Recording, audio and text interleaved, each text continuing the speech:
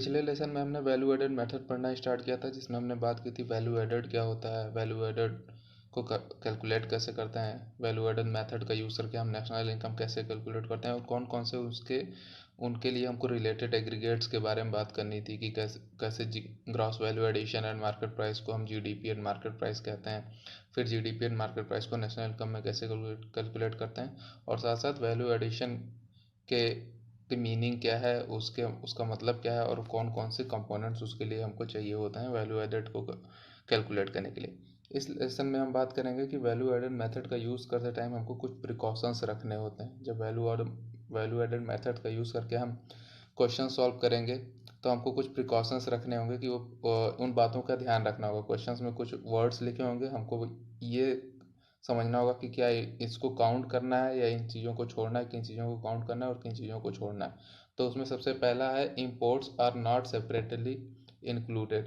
मतलब क्या है कि कोई फर्म जो होती है, हमने बात की थी value added is equal to value of output minus intermediate consumption. तो कोई फर्म जो होती है वो इंटरमीडिएट कंजम्पशन करती है, कुछ रॉ मटेरियल लेती है, फिर उनमें चेंजेस करके और एक नई वस्तु बनाती है। तो जो जिन रॉ मटेरियल का यूज़ करती है फाइनल गुड्स बनाने के लिए, उस रॉ मटेरियल को हम क्या बोलते हैं, इंटरमीडिएट कंजम्पशन बोलते हैं। अब वो इंटरमीडिएट कंजम्पशन दो जगहों से आते हैं। पहला होता है डोमेस्टिक मार्केट, यानी कि अगर कोई कंपनी है, कोई व्यक्ति है और उसको मान लो कपड़ा बनाना है, तो कपड़े बनाने के लिए उसको कॉटन की ज़रूरत पड़ेगी। अब वो हो सकता है कि कॉटन जो है वो डोमेस्टिक मार्केट से खरीदे, यानी कि इंडिया में प्रोड्यूस होता है जहाँ पे कॉटन, या जो लोग इंडिया में कॉटन प्रोड्यूस करते हैं उनसे खरीदे। या कुछ ऐसे देश हो सकते हैं जहाँ पे कॉटन को खुद प्रोडक्शन नहीं होता लेकिन फिर भी वो कपड़ा प्रोडक्शन करते हैं, तो वो रॉ मटेरियल कहाँ से लाते होंगे, वो कहीं किसी दूसरे जगह से उसको इम्पोर्ट करते होंगे। तो यहाँ पे वही बात कही गई है कि जब क्वेश्चन में लिखा रहेगा, जब क्वेश्चन में ऐसा दिया रहेगा, if the value of intermediate consumption is given, अगर डायरेक्ट ये लिखा हुआ है कि इंटरमीडिएट कंजम्पशन जो है वो 100 करोड़ है या 200 करोड़ है, अगर ऐसा केवल इंटरमीडिएट कंजम क्वेश्चन दिया हुआ है और आपको डायरेक्ट लिखा हुआ है intermediate consumption is equal to इतना, तब हमको क्या मानना है कि उस इंटरमीडिएट कंजम्पशन में डोमेस्टिक से भी और जो भी हमने इंपोर्ट किया है, दोनों तरीके के इंटरमीडिएट कंजम्पशन जो है वो उसमें काउंट है। वही बात यहाँ पे लिखी गई है, if value of intermediate consumption is given then imports are not included separately. यानी कि हो सकता है ऐसा लिखा हो कि intermediate consumption is equal to इतना प्लस इंपोर्ट इतना। तो हमको क्या अगर हम कंफ्यूज हो जाएंगे, हम क्या सोचेंगे कि एक तो इंटरमीडिएट कंजम्पशन इतना है और साथ साथ इंटरमीडिएट कंजम्पशन में कुछ चीज़ें ऐसी हैं जो उसने इंपोर्ट की हैं। तो ऐसा ना हो कि हम दोनों को काउंट करते हैं, अगर इंटरमीडिएट कंजम्पशन इसको 100 दिया है और इंपोर्ट इज इक्वल टू 20 दिया है, तो ऐसा नहीं होगा कि जो उसने टोटल इंटरमीडिएट कंजम्पशन किया है वो 20 है, नहीं। जब अगर इंटरमीडिएट कंजम्पशन लिखा हुआ है तो इसका मतलब क्या है, इंपोर्ट जो है उसमें इंक्लूड है। यही बात यहाँ पे कही गई, if value of intermediate consumption is given then imports are not included separately as imports as already included in the value of intermediate consumption. जो इंटरमीडिएट कंजम्पशन की वैल्यू दी है उसमें इंपोर्ट इंक्लूडेड है। हाँ, अगर अगर ऐसा लिखा हुआ है डोमेस्टिक परचेज जो है अलग से लिखा हुआ है प्लस इंपोर्ट लिखा हुआ है, तो यानी कि डोमेस्टिक परचेज का मतलब उसने जो जो वैल्यू उसने डोमेस्टिक मार्केट से खरीदी है, जो इंटरमीडिएट कंजम्पशन उसने डोमेस्टिक से लिया है, प्लस कुछ ऐसी चीज़ें थी या कुछ पार्ट उसका इंटरमीडिएट कंजम्पशन का उसने इंपोर्ट किया है। तो अगर ऐसा मेंशन किया हुआ है domestic purchase is equal to इतना और इंपोर्ट इज इक्वल टू इतना, तब क्या करेंगे, दोनों को कंबाइन करेंगे, तब दोनों मिलके इंटरमीडिएट कंजम्पशन बनेंगे। जैसे उसका एक एग्जांपल दिया हुआ है, intermediate consumption is equal to 1200 दिया हुआ है, 1200 रुपये इंटरमीडिएट कंजम्पशन दिया है और साथ साथ इंपोर्ट भी दिया हुआ है 300 रुपये, और हमको टोटल इंटरमीडिएट कंजम्पशन फाइंड करना है। तो चूंकि intermediate consumption is equal to 1200 दिया है, तो यहाँ पे इंटरमीडिएट कंजम्पशन क्या हो जाएगा, 1200 रुपये। उसमें इंपोर्ट जो है पहले से इंक्लूड है। दूसरा एग्जांपल क्या है, purchase of raw material from domestic market. Domestic market से उसने रॉ मटेरियल परचेज किया 500 रुपये का, और इंपोर्ट किया उसने कितने, 100 रुपीज़ का उसने इंपोर्ट किया। मतलब डोमेस्टिक मार्केट प्लस इंपोर्ट का मतलब क्या है, फॉरेन मार्केट से आपने खरीदा है। अब यहाँ पर इंटरमीडिएट कंजम्पशन क्या होगा, 500 प्लस 100, 600 रुपये यहाँ पर इंटरमीडिएट कंजम्पशन होगा, क्योंकि यहाँ पर इंटरमीडिएट कंजम्पशन या रॉ मटेरियल केवल डोमेस्टिक मार्केट का लिखा है, तो हमको इंपोर्ट उसमें शामिल करना पड़ेगा। और यहाँ पर टोटल इंटरमीडिएट कंजम्पशन लिखा है, इसका मतलब क्या है, दोनों इंपोर्ट भी उसमें शामिल है। ये हो गया हमारा पहला प्रिकॉशन। सेकंड प्रिकॉशन है हमारा, exports are not separately included. यहाँ पर भी बात वही आती, अब value added is equal to क्या होता है, value of output minus intermediate consumption. और वैल्यू ऑफ आउटपुट का मतलब क्या है, अगर सारा आउटपुट बिक गया है तो value of output is equal to sales होगा। अब सेल्स, कोई व्यक्ति जो फर्म है वो कोई सेल करता है तो उसके भी सेल करने के दो जगह होती हैं। पहला तो जिसने जितना उसने प्रोड्यूस किया उतना वो उसका कुछ पार्ट वो डोमेस्टिक मार्केट में बेचेगा और कुछ पार्ट बाहर वो एक्सपोर्ट करता है, दूसरे देशों में भेजता है। तो जो उसने उसका जो वैल्यू ऑफ आउटपुट है या उसके जो सेल्स हैं वो दो जगहों पे सेल हुए हैं। तब अगर, अब यहाँ पर भी वही बात की है, इफ लाइक इंपोर्ट्स, जैसे इंपोर्ट्स की तरह था, अगर exports are not separately included in the value of output if sales is given, अगर केवल सेल लिखा हुआ है, सेल्स ऑफ फॉर्म ए या सेल्स ऑफ दिस कंपनी, तो सेल का मतलब क्या हुआ कि उसमें दोनों चीज़ें इंक्लूड हैं, चाहे वो डोमेस्टिक मार्केट में सेल हो और चाहे वो फॉरेन मार्केट में सेल हो, उसमें दोनों चीज़ें इंक्लूड हैं। And domestic sales are not specifically mention, अगर केवल सेल्स लिखा हुआ है कहीं पे डोमेस्टिक सेल्स नहीं लिखा है तो इसका मतलब क्या है, सेल्स में डोमेस्टिक मार्केट का सेल्स प्लस एक्सपोर्ट दोनों मेंशन है। In case of an open economy sales included both domestic and export. Open economy का मतलब क्या हुआ, ओपन इकोनॉमी का मतलब ऐसी इकोनॉमी होता है जिसका दूसरे देशों से भी संबंध है, जो दूसरे देशों से एक्सपोर्ट एंड इम्पोर्ट करते हैं, इकोनॉमी खुली हुई है। तो अगर उस ओपन इकोनॉमी में सेल्स लिखा हुआ है इसका मतलब क्या है कि डोमेस्टिक मार्केट में जो बेचा है वो भी इंक्लूड है और साथ साथ जो उसने फॉरेन मार्केट में बेचा है, एक्सपोर्ट किया है, वो भी इंक्लूड है। जब ये लिखा होगा कि सेल्स या डोमेस्टिक मार्केट में सेल्स इक्वल टू इतना और एक्सपोर्ट इक्वल टू इतना, तब हम जब सेल्स फाइंड करेंगे तो डोमेस्टिक और एक्सपोर्ट दोनों को कंबाइन करेंगे। और जब केवल सेल्स लिखा है यहाँ पे, जैसे एग्जांपल लिखा sales equal to 2000 rupees, sales मतलब 2000 रुपये लिखे हैं, प्लस एक्सपोर्ट भी 400 रुपये।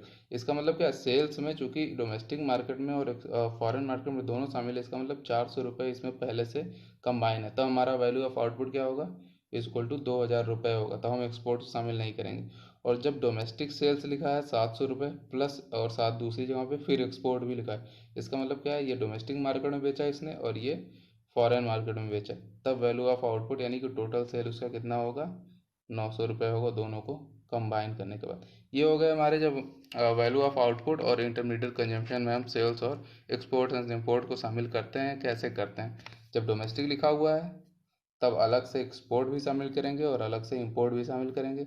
और अगर केवल इंटरमीडिएट कंजम्पशन लिखा है तब इंपोर्ट को शामिल नहीं करेंगे, और अगर केवल सेल्स लिखी है तो हम एक्सपोर्ट को शामिल नहीं करेंगे, एक्सपोर्ट पहले से उसमें इंक्लूडेड है। ये हो गए दो हमारे प्रिकॉशंस। इसके अलावा कुछ और जो मेजर प्रिकॉशंस हैं जिनका हमें ध्यान रखना है, वो उनकी लिस्ट हमारे पास है। Precautions of value added method, जब वैल्यू एडेड मेथड हम कैलकुलेट कर रहे हैं तो हमको इन बातों की प्रिकॉशन रखनी है। पहला प्रिकॉशन क्या है, intermediate goods are not included in national income. ये बात हमने भी बात की, इंटरमीडिएट गुड्स नेशनल इनकम में इंक्लूड नहीं होती हैं। क्यों नहीं इंक्लूड होती हैं, क्योंकि वो अभी प्रोडक्शन बाउंड्री के अंदर है, उसमें कुछ फर्दर चेंजेस करने हैं, और जब उनमें फर्दर कुछ चेंजेस होंगे तब उनकी प्राइसेस जो हैं दोबारा काउंट होने की प्रॉब्लम आ सकती है। अब इसको हम अगले स्लाइड में समझेंगे ये क्या होता है। सेकंड है, sales and purchase of second hand goods is not included. अगर ऐसा कहीं लिखा हुआ है कि sale of second hand goods या purchase of second hand goods, तो उसको हम नेशनल इनकम में शामिल नहीं करते हैं। क्यों, क्योंकि ये जब सेल हुई होंगी तब के नेशनल इनकम में इनको शामिल कर लिया गया होगा, या जब परचेज किसी दूसरे ने परचेज किया होगा तब इसने शामिल कर लिया होगा उस सेकंड हैंड गुड्स को, तब वो फर्स्ट हैंड रही होगी। यानी कि अब यहाँ पर सेकंड हैंड गुड्स जो है क्या हो गई, अगर हम इसकी प्राइसेस को, अगर किसी ने सेकंड अपनी बाइक बेची किसी को, सेकंड हैंड बाइक बेची किसी को, तो इसका मतलब क्या होगा, उसने जब खरीदी थी तब वो नेशनल इनकम में शामिल की गई थी। अब उसी बाइक की ही तो दोबारा बेचा जा रहा है, कोई नया गुड्स का प्रोडक्शन नहीं हुआ है, कोई मार्केट में नई गुड्स का फ्लो मार्केट में नई गुड्स एंड सर्विसेज का फ्लो नहीं हुआ है, कुछ नया वैल्यू एडिशन या कुछ नया प्रोडक्शन नहीं हुआ है, किसी उसी को हम दोबारा बेच रहे हैं, तो इस कारण से उसको नेशनल इनकम में शामिल नहीं करते हैं। थर्ड है, production of services of self consumption, domestic services are not included. इसमें क्या बात आती है कि कुछ ऐसी सर्विसेज होती हैं जो हम खुद के लिए करते हैं, जैसे हमने अपने घर के बाहर गार्डन लगा लिया, उसमें पानी दे रहे हैं, अगर हम किसी व्यक्ति को रखते हैं, माली को रखते हैं उस काम के लिए, उसको हम पैसे देते हैं, तब वो सर्विस क्या है, नेशनल इनकम में शामिल किया जाएगा। लेकिन अगर हम खुद अपने टाइम निकाल के उसमें कुछ करते हैं, जैसे अगर हमने घर में खाना बनाने के लिए, या तो होम जो हाउस वाइफ होती हैं, मम्मी होती हैं, वो खाना बनाती हैं, तो उनके द्वारा जो काम किया गया वो सेल्फ कंजम्पशन के लिए सेल्फ सर्विस है वो। या हम खाना बनाने के लिए घर में कोई मेड रखते हैं, इसका मतलब क्या, मेड को कुछ पैसे देंगे, तो वो मेड की जो सर्विस है वो नेशनल इनकम में काउंट होगी, क्योंकि उसका हमको पता है कि हमें उसको इतना पेमेंट करना है। अब घर में मम्मी काम कर रही हैं या हम अपने गार्डन में काम कर रहे हैं, अपने घर की सफाई कर रहे हैं, जो सेल्फ कंजम्पशन के लिए हम सर्विसेज दे रहे हैं, उसको नेशनल इनकम में शामिल इसलिए नहीं करते हैं क्योंकि उसकी एग्जैक्ट प्राइस पता लगाना जो है वो काफ़ी मुश्किल काम है। मम्मी घर में जो काम, मेड घर में आएगी तो वो आपसे बात कर लेगी कि हाँ मैं इतने इतने काम करूँगी, बर्तन धुलूंगी, खाना बनाऊंगी, फिर चली जाऊंगी। लेकिन मम्मी जो काम करती हैं, बर्तन धुलती हैं, खाना बनाती हैं, उसके साथ साथ कुछ इमोशनल अटैचमेंट भी होते हैं। दिन भर कुछ ना कुछ वो करती ही रहती हैं हमारी भलाई के लिए, घर की भलाई के लिए। तो उन सारी चीज उनकी उसकी कोई कीमत नहीं हो सकती है, जो वो करती हैं उसकी कोई कीमत नहीं, उसको हम उनके बराबर जितना वो हमारे लिए करते हैं उसका कोई पेमेंट नहीं हो सकता है। तो चूंकि उसके पेमेंट को जो है वो काउंट करना का बहुत मुश्किल काम है, या हम कहें कि इम्पॉसिबल सा काम है। तो इस कारण से ऐसी सर्विसेज को जो हम सेल्फ कंजम्पशन के लिए डोमेस्टिक जो अपने घर में जो सर्विसेज देते हैं उसको नेशनल इनकम में इंक्लूड नहीं करते हैं। चौथा जो पॉइंट है, लेकिन प्रोडक्शन ऑफ गुड्स जब सर्विस का हुआ वहाँ पे, चाहे हम कोई माँ है अपने बच्चे को शाम को पढ़ाती है तो वो सर्विस है, टीचिंग की सर्विस देती है, लेकिन वो माँ अपने बच्चे को पढ़ा इसलिए नहीं पढ़ाती कि वो टीचर है, उसको उसको पैसे मिलने चाहिए। वो इसलिए पढ़ाती है कि उसका उसके साथ कुछ लगाव है। इस कारण से उसकी प्राइसेस को हम शामिल नहीं करते हैं। लेकिन जब यह बात गुड्स पे आती है, production of goods for self consumption will be included. लेकिन अगर कोई गुड्स का प्रोडक्शन, जैसे खेत में हमने कोई अनाज उगाया, तो खेत के अनाज का तो हमको प्राइस पता है ना, कि अगर हमने 100 किलो उगाया है और मार्केट में 10 रुपए के हिसाब से है, तो अगर हमने मार्केट में बेच दिया उसको 80 किलो तो हमको 80 रुपये मिले, लेकिन 20 रुपये किलो हमने अपने कंजम्पशन के लिए रख लिया। तो इसका मतलब क्या, इसकी प्राइस पता लगाना हमारे लिए काफ़ी आसान है, क्योंकि मार्केट में जो प्राइस चल रही है, जो एस्टिमेटेड आउट प्राइस है, जो एस्टिमेटेड उसकी वैल्यू, उसको यूज़ करके हम नेशनल इनकम में लिख देंगे। तो जो production of goods for self consumption है उसको नेशनल इनकम में इंक्लूड करते हैं। अब इस क्यों करते हैं, क्योंकि इसकी प्राइस का पता लगाना आसान होता है रिलेटिवली। सर्विसेज की प्राइस का पता लगाना जो है, सेल्फ सर्विस जो घर में जो माँ सर्विस देती है या पिताजी गार्डनिंग करते हैं, उसका पता लगाना मुश्किल है, लेकिन उससे आसान है गुड्स का प्रोडक्शन की प्राइसेस या गुड्स की वैल्यू का पता लगाना। एस्टिमेटेड वैल्यू या इम्प्यूटेड जो उसकी छुपी हुई वैल्यू है उसका पता लगाना आसान है। उसके बाद है imputed value of owner occupied house should be included. मतलब अगर हम मार्केट एक घर रेंट पे लेके रहते हैं तो हमको पता है कि रेंट इतना देना है, उसकी प्राइस फिक्स्ड है, उसको हम नेशनल इनकम में शामिल करते हैं। लेकिन क्या होता है, अगर हम खुद के घर में रह रहे हैं तो उसकी जो प्राइस है, उसकी जो एस्टिमेटेड वैल्यू है घर में रहने की, उसकी अगर कोई दूसरा रहता तो आपको रेंट देता है, लेकिन आप खुद रह रहे हो, इसका मतलब आपका वो रेंट बच रहा है। तो इस कारण से वो जो हाउस है उसको जो इंक्लूड कर रेंट की जो प्राइस है, एस्टिमेटेड रेंट जो है वो नेशनल इनकम में शामिल करते हैं। मतलब अगर हम अपने अपने घर में भी रह रहे हैं तब भी उससे जो हमारा रेंट बच रहा है उसको नेशनल इनकम में शामिल किया जाता है। फिर है change in stock of goods will be included. Change in stock of the goods include की जाती हैं, हमने बात की थी value addition is equal to sales plus change in stock, यानी कि सेल्स को लिखते हैं प्लस जो स्टॉक में चेंज हुआ दोनों को इंक्लूड करते हैं, और माइनस करते हैं किसको, इंटरमीडिएट गुड्स को, यानी कि इंटरमीडिएट गुड्स को शामिल नहीं करते हैं, सेल्स और चेंज इन स्टॉक दोनों को शामिल करते हैं। तो ये हो गया हमारे कुछ precautions of value added methods.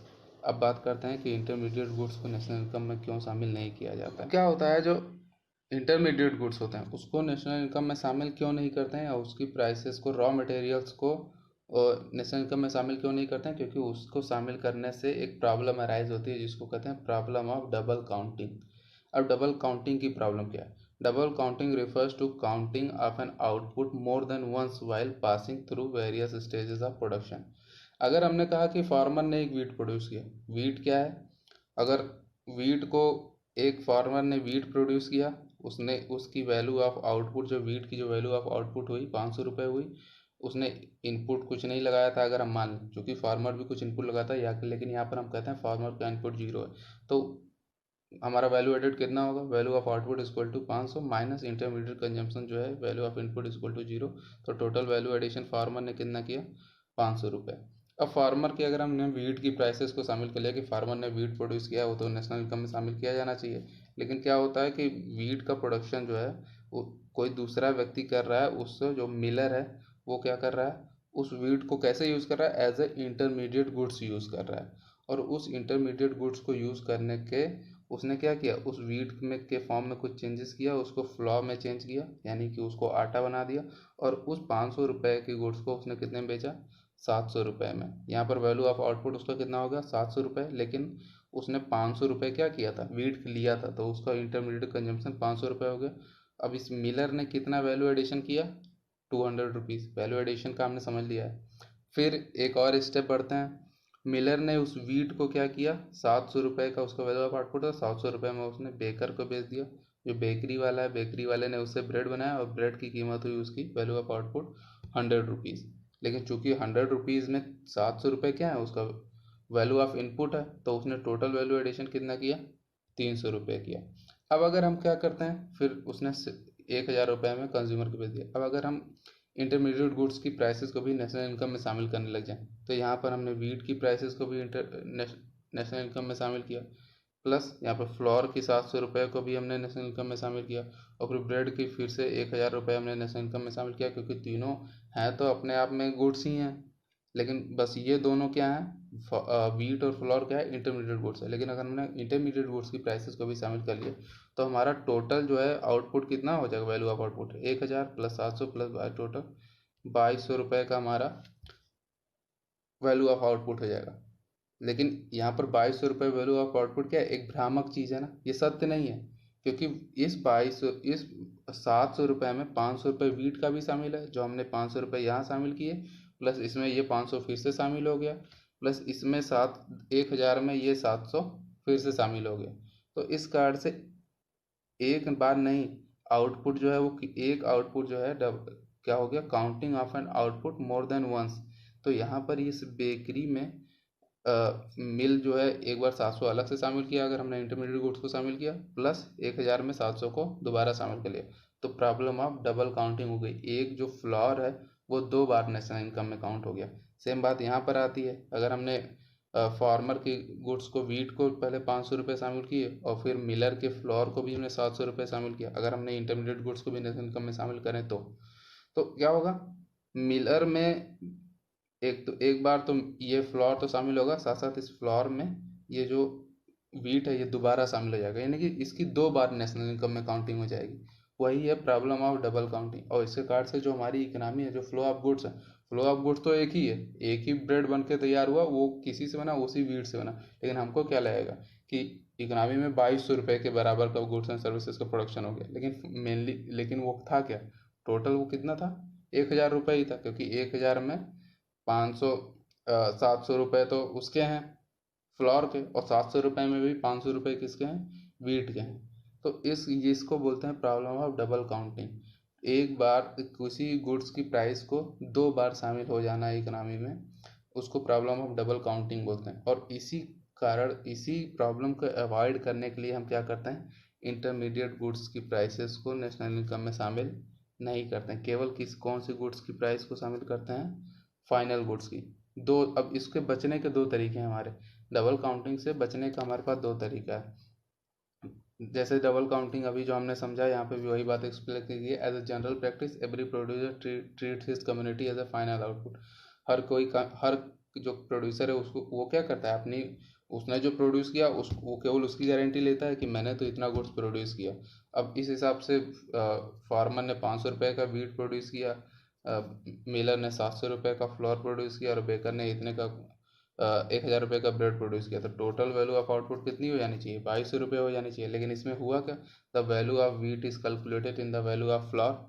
Floor में वीट की वैल्यू कैलकुलेट है, और the value of floor is included in the value of bread, यानी कि फ्लोर की वैल्यू इसमें 2 बार काउंट हो गई, और वीट की वैल्यू यहाँ पर 2 बार काउंट हो गई, और इसी को प्रॉब्लम ऑफ डबल काउंटिंग बोलते हैं। As a result the value of wheat and flour are counted more than once.